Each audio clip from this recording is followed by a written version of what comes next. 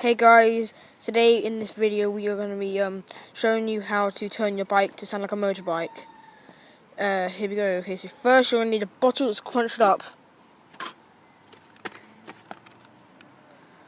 Okay, and then come down to your back wheel here, there, and then slot your bottle in. Look my finger.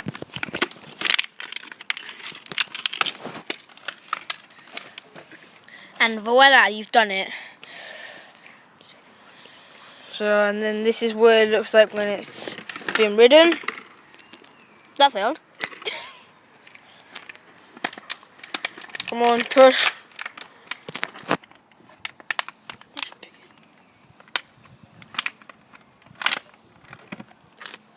And come on then, let's go.